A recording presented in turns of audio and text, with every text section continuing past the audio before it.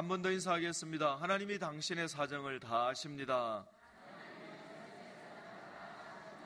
자, 한 번만 더 하겠습니다. 그러므로 아무 염려하지 마십시오. 할렐루야.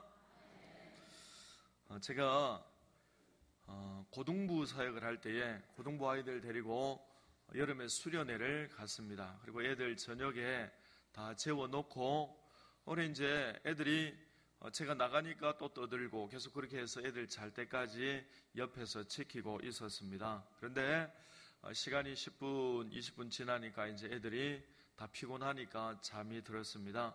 그런데 갑자기 한 아이가 저를 불렀어요. 전도사님 그렇게 저를 불렀어요. 그래서 왜 그러니 이렇게 했더니만 컴컴한데 불이 꺼져서 그 아이가 이제 저에게 뭐라고 말을 하는 겁니다. 그런데 에어컨 소리, 선풍기 소리 때문에 무슨 말 하는지 잘 못 알아들었어요. 그런데 그냥 제가 알아들은 것처럼 그래 이렇게 이야기를 했습니다. 이제 그 아이가 전도사님 그래서요 이건 이렇고 저건 저렇고 또 저에게 말을 했어요. 그래서 그 아이하고 저하고 주거니 받거니 이렇게 오랫동안 대화를 나누었습니다. 그런데 저는 에어컨 소리, 선풍기 소리 때문에 무슨 말인지 한마디도 못 알아들었어요. 그런데 그냥 알아듣는 것처럼 그렇게 이제 대화를 한 거죠. 근데 알고 보니까 그 아이가 자고 있는 거예요. 자세히 보니까 자고 잠꼬대를 하는 거예요. 근데 제가 뭔 말을 또 저기 하니까 또 저한테 뭔 말을 또 하는 거예요. 그게 참 부끄럽더라고요. 그래서 이렇게 사방을 둘러봤어요. 혹시 이 황당한 광경을 본 사람이 없는가 하고 쭉 보니까 마침 아무도 본 사람이 없었어요. 여러분, 우리 삶에 이런 오해들로 인해서 또 우리가 종종 오해하는 그런 일들이 자주 있습니다. 그런데 이런 사소한 오해들은 우리 인생에 큰 문제가 안 됩니다. 그렇지만 중요한 신앙에 관한 오해는 우리 영혼이 영원한 생명이 달린 문제이기 때문에 이 신앙에 관한 건 절대로 오해하면 안 됩니다. 오늘 사도신경 3번째 강해하는 시간입니다. 그런데 사도신경에서 제일 많이 차지하는 부분이 예수님에 대한 신앙 고백이 제일 많이 차지합니다.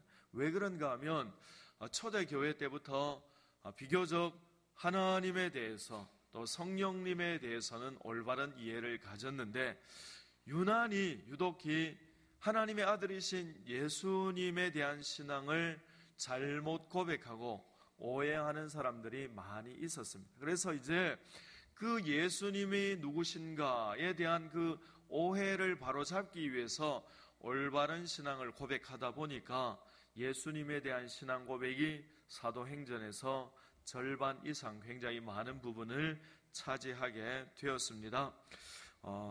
교리 강해를 하면서 마음에 조금 부담이 있습니다. 어떤 부담인가 하면 교리를 설명하면 이제 우리가 이성을 발동시켜야 되는 거예요. 머리를 돌려서 어떻게든지 그걸 이해하려고 해야 되는데 잘 따라와 주셔야 되는데 그걸 어떻게 하면 잘 설명할 수 있을까? 제가 잘 설명할 수 있게 하나님 도와주세요. 일주일 내동안 계속 그 기도했습니다. 그리고 제가 잘 설명하고 성도님들이 잘 알아들을 수 있도록 도와주십시오. 그렇게 기도했습니다. 우리 신앙에는 두 가지 요소가 있죠. 하나는 이성적인 요소, 하나는 감성적인 요소. 이성적인 요소는 머리를 써야 되죠. 냉철하고 차분해져야 되고 또 이 감성적인 요소는 주님 생각할 때 마음이 뜨거워져야 돼요. 그러니까 여러분 이 신앙이 이성과 감성 이 두 가지가 조화를 이룰 때에 탁월한 신앙이다. 그렇게 할 수 있습니다. 그래서 이 시간은 우리가 이성적으로 차분하게 예수님이 어떤 분이신가 그것을 올바로 이해하기 위한 시간입니다. 오늘 예수님에 대한 사도신경에서 첫 번째 고백이 한번 따라서 하시기 바랍니다. 그 외아들 우리 주 예수 그리스도. 이게 첫 번째 사도신경에 나타난 첫 번째 예수님에 대한 고백인데요. 세 가지로 말씀합니다. 세 가지 낱말로 말씀하는데요. 그 외아들 그리고 우리 주 그리고 예수 그리스도 그렇게 고백을 하고 있습니다. 이 세 낱말을 가지고 예수님이 어떤 분이신지 오늘 말씀을 나누도록 하겠습니다. 첫 번째로 우리는 예수님께서 하나님의 아들이심을 믿습니다. 우리 요한복음 3장 16절 말씀 우리 한 번 더 같이 읽겠습니다. 하나님이 세상을 이처럼 사랑하사 독생자를 주셨으니 이는 그를 믿는 자마다 멸망하지 않고 영생을 얻게 하려 하심이라. 아멘. 오늘 본문 말씀에 보면 독생자라는 말이 나옵니다. 그리고 사도행전에도 그 외아들이라는 말이 나옵니다. 독생자, 외아들 같은 말이죠. 이게 원문에 보면 모노게네스라고 나와 있습니다. 그런데 이 모노게네스라는 말은 유일무이한 아들, 하나밖에 없는 유일무이한 아들, 그런 뜻입니다. 그런데 초대교회 때부터 이 독생자, 외아들, 유일무이한 아들, 모노게네스, 이 단어에 대해서 오해를 하는 사람들이 굉장히 많이 있었습니다. 하나님의 독생자, 외아들, 이게 이제 유일무이한 아들이라는 뜻인데요. 근데 이거를 인간관계, 부자관계로 그렇게 오해하면 안 됩니다. 외동아들, 틀린 말은 아닌데요. 외동아들 하면 왜곡될 소지가 굉장히 많이 있습니다. 그러니까 여러분, 이 독생자 할 때에 이 독자를 우리는 홀로 독자를 씁니다. 한자에 홀로 독자를 써서 독생자 그렇게 표현하는데 틀린 표현은 아니지만 굉장히 부족한 표현입니다. 그래서 홀로 독자를 쓰면 안 되는 건 아니죠. 부족하고 정확하게 표현하면 독특할 독자를 써야 됩니다. 그래서 하나님의 독특한 아들, 그래서 독생자 표현하는 게 정확한 표현입니다. 홀로 독자를 쓰니까 사람들이 계속 이 사람 관계처럼 부정모혈로 태어난 그 사람 관계처럼 오해를 하게 되는 것이죠. 여러분, 오직 하나밖에 없는 유일무이한 아들이다. 그게 아들 많이 낳을 수 있는데 외아들, 독생아들, 외동아들 하나만 낳았다, 그런 뜻이 아닙니다. 그렇게 오해하면 큰일 납니다. 여러분, 부자관계에서 생각하는 그런 외동아들이 아니고 유일무이하다, 아주 독특한 아들이다. 그게 설명을 제가 드릴게요. 여러분 잘 이해를 하시기 바랍니다. 인간관계에서 부자관계는 아버지가 시간적으로 아들보다 먼저 있습니다. 아버지가 먼저 있고 어머니랑 결혼해서 아들을 낳습니다. 그게 이제 보통 생육법, 부정모혈. 그래 여러분, 그렇게 태어나면 시간적으로 아버지가 먼저 있고 아들은 나중에 태어나게 되지요. 이게 이제 사람이 생각하는 부자 관계이고요. 그러나 하나님과 예수님은 그런 관계가 아닙니다. 하나님과 예수님은, 하나님이 예수님을 낳았다 그렇게 성경에 표현하는데 그 낳았다는 표현이 피조했다, 만들었다, 그런 표현이 아닙니다, 여러분. 그러니까 예수님이 하나님의 피조물이다 그렇게 하면 뭐예요? 예수님이 만들어지기 전에 안 계셨던 시간이 있다, 그런 뜻이잖아요. 여러분, 이게 바로 아리우스 이단입니다. 그 아리우스 이단의 계보, 그 후계자들이 누구인가 하면 여호와의 증인들입니다. 아주 독특한, 근데 그 여호와의 증인들은 이렇게 말하죠. 탁월한 분이기는 하지만 예수님도 피조물이다, 안 계신 적이 있었고 하나님이 만들어낸 피조물이다, 그렇게 이제 오해를 하는 겁니다. 성경에 여러분 수백 번도 더 많이 말씀하는 게 뭡니까? 예수님은 피조물이 아니고 창조주이시다, 그렇게 말합니다. 여러분, 하나님이 예수님을 만들어낸 게 아닙니다. 태초부터, 영원 전부터, 원래부터, 창세전부터, 처음부터 아버지와 아들 관계로 쭉 그렇게 존재하고 계셨다는 겁니다.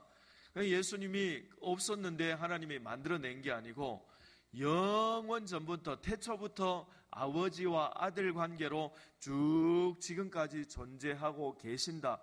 이것은 이 사람의 생각으로는 이해가 안 되는 것이고, 그리고 이것은 자연 법칙으로는 설명할 수 없는 겁니다. 그런데 자연법칙으로 설명할 수 없는 걸 자꾸 사람들이 논리적으로 이성적으로 자연법칙으로 설명하려 하니까 아리우스 이단이 되고 여호와의 증인 그 이단에 빠지게 되는 겁니다. 그러니까 우리가 성경을 읽다가 이해 안 되는 부분이 있어요. 이해 안 되는 게 왜 이해 안 되는가 하면 자연법칙으로 설명할 수 없기 때문에 이해가 안 되는 겁니다. 자연법칙으로 이해할 수 없는 건 어떻게 해야 돼요? 그건 이해하는 게 아니고 그건 믿음으로 수납하는 겁니다. 믿음으로 수납하는 것. 예수님이 하나님의 피조물이 아니라 영원 전부터 원래부터 아버지와 아들과 관계로 쭉 이렇게 있어 왔다 하는 것, 이게 이제 그렇기 때문에 자연법칙으로 이해할 수 없기 때문에, 그래서 모노게네스, 하나님의 아주 독특한 아들이다. 이 두 분 관계가 아주 독특한 관계이기 때문에 모노게네스라 그렇게 설명을 합니다. 그렇기 때문에 성경에서는 예수님이 피조물이 아니라 하나님의 근본 본체이시다. 그분이 곧 하나님이시다. 그렇게 성경에 수십 번 말씀하고요. 그리고 또 예수님 피조물이 아니라 창조주이시다. 그렇게 성경에 수백 번 말씀을 합니다. 그러므로 우리가 예수님에 대해서 가장 먼저 올바르게 이해해야 되는 것이 예수님은 하나님의 독특한 아들이다 하는 것입니다. 자, 한번 따라서 해보시기 바랍니다. 예수님은 하나님의 독특한 아들이다. 예수님은 피조물이 아니다. 예수님은 하나님의 근본 본체이시다. 예수님은 피조물이 아니라 창조주이시다.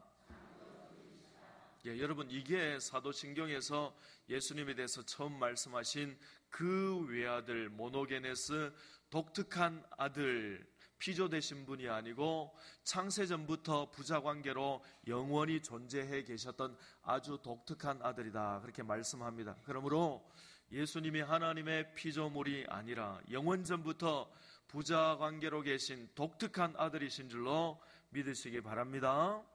두 번째로, 우리는 예수님께서 그리스도이심을 믿습니다. 한번 따라서 해보시기 바랍니다. 나는 믿습니다. 그리스도 되시는 예수님을 믿습니다.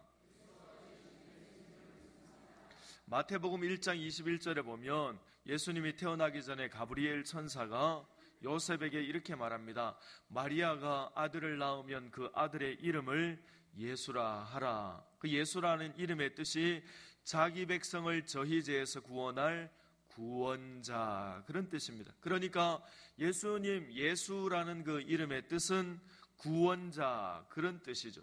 그게 이제 여러분, 예수님의 이름이 예수, 예수님의 이름이 예수, 그리고 예수님의 직분이 있죠. 예수님의 직분, 예수님의 직분이 바로 그리스도입니다. 그리스도는 이름이 아니고 직분이죠. 저에게도 이름이 있죠. 김정오라는 이름이 있고, 그리고 저에게 또 직분이 있죠. 직분은 목사. 예수님에게도 이름이 있죠. 예수. 그리고 예수님의 직분은 구원자. 그렇게 이제 되는 겁니다.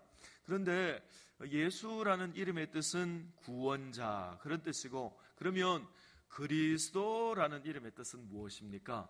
그리스도. 그리스도는 이제 기름 부음을 받은 자, 그런 뜻인데요.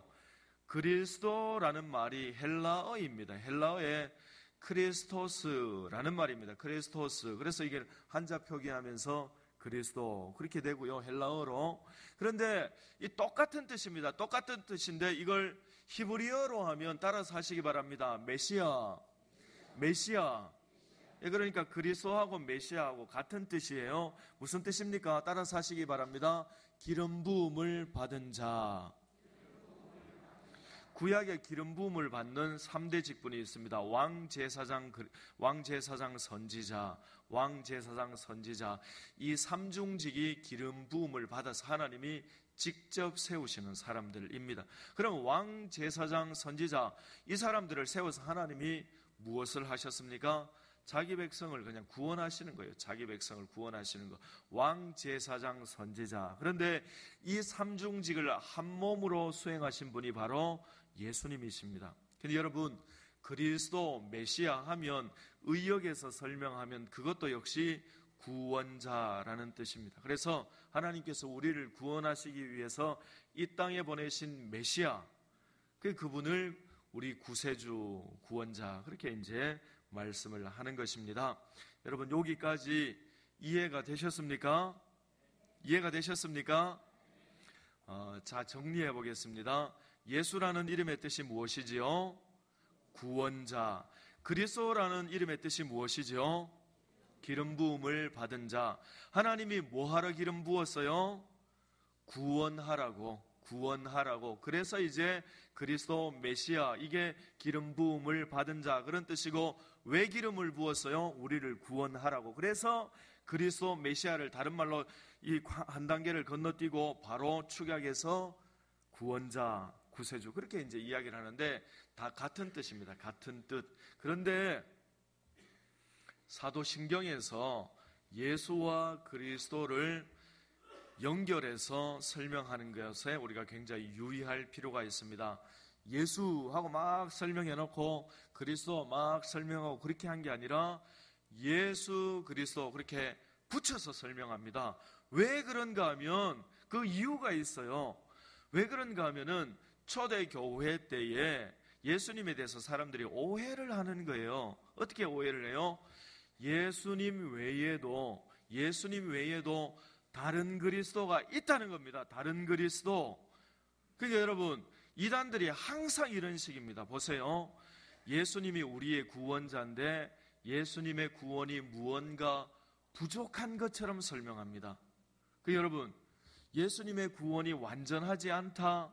그래서 영혼은 구원했는데 육신은 구원하지 못했기 때문에 하나님이 다른 그리스도를 보냈다. 그리스도의 영이 임해서 우리가 그 사람을 믿어야 된다. 새로운 다른 그리스도 이만희. 그 신천지가 그렇게 주장합니다. 신천지만 그렇게 주장하지 않죠. 그리스도의 영이 임해서 신일 합의를 이루어야 한다. 이게 지방교회, 대구에는 대구교회, 부산에는 부산교회, 뭐 이런 식으로 지방교회, 워치만니 계열의 그 이단들이 그렇게 주장을 합니다. 여러분, 다른 그리스도는 없습니다. 성경에 유일한 그리스도, 그래서 예수님만이 우리의 유일한 구원자가 되신다. 그분만이 유일한 그리스도라고 해서 그리스도 예수를 딱 붙여서 예수 그리스도 그렇게 설명을 합니다. 그런데 여러분, 이단들은 어떻게든지 줄기차게 예수라는 단어와 그리스도라는 그 단어 사이에 계속해서 이렇게 이 단어 사이를 헤집고 간격을 만듭니다. 왜요? 자기 교주를 거기다 집어넣어야 되기 때문에. 그래서 예수님이 뭐 부족한 것처럼, 예수님의 구원이 부족한 것처럼, 예수님만 믿어서는 뭔가 안 되는 것처럼 그런 식으로 가르치고 있습니다. 근데 여러분, 예수 그리스도 한 분만으로 만족하시고 예수 그리스도 한 분만으로 완전한 구원이 이루어진 줄로 믿습니다. 그렇기 때문에 믿음으로만 아니라 행함으로 하면 이단되는 겁니다.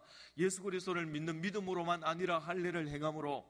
이게 다 이단입니다. 다 이단. 그래서 이단의 설명을 계속 들어보세요. 성부, 성자, 성령이 있는데 그 중간에다 뭐 이상한 그 교주를 끼워 넣어서 무언가 이상한 관계를 만드는 거예요. 그 다 뭐예요?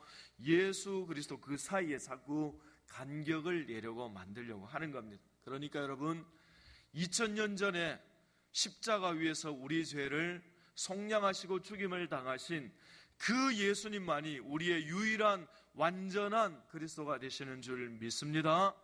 그러므로 우리가 예수님 한 분만으로, 예수님이 우리의 완전한 구원자라는 그 믿음 위에 굳건하게 설 수 있는 저와 여러분 되시기 바랍니다.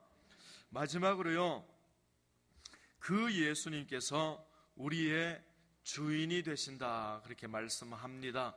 이 주인 퀴리오스라는 말은 통치자, 주권자, 마이스터, 그런 말이죠. 근데 여러분, 우리가 식당에 가면 이제 사람들, 식당에 계신 분들 호칭을 할 때에 여러 가지 호칭으로 하죠. 여러분들은 식당에 가면 식당에 근무하시는 분들 부르실 때에 어떤 호칭으로 부르십니까? 저는 이모 이렇게 불러요. 이모. 그런데 이모라고 부르니까 조금 어색해요. 왜냐하면 저보다 어린 이모들도 많이 있어요. 그래서 이모 이렇게 하는데 연세 많으신 분은 상관없는데 이게 젊은 분인데 이모 하려니 그것도 이상해요. 그래서 종업원님 이것도 너무 이상해요. 종업원님 사람 약 올리는 것도 아니고 종업. 그래서 선생님 이렇게 불러봤어요. 선생님. 근데 그것도 그분들이 좀 어색해해요. 그래서 사장님이 제일 무난한 것 같아요. 사장님 아니라도 그냥 사장님 이게 보니까 무난한 것 같아요. 제가 아는 분 중에 식당 가면 뭐 이모 뭐 이렇게 부른 게 아니라 주인님 이렇게 부른 분이 있어요. 제가 오랫동안 이렇게 알고 지내는 분인데 식당 가면 주인님 이렇게 불러요. 항상 주인님. 여러분 주인님 해서 주인님 불러요. 그리고 주인님 오면 뭐 이거 주세요, 이거 주세요, 이거 주세요. 주인님 막 시켜요, 여러분. 여러분 주인인데 막 시켜요. 그럼 그게 주인 그 종이 아니잖아요. 우리가 하나님의 아들 예수 그리스도를 외아들 예수 그리스도를 우리의 주인으로 우리가 고백을 합니다. 그런데 우리가 예수님을 우리의 주인으로 고백한다 하면 우리가 그분에게 순종하는 것 그게 제일 중요한 겁니다.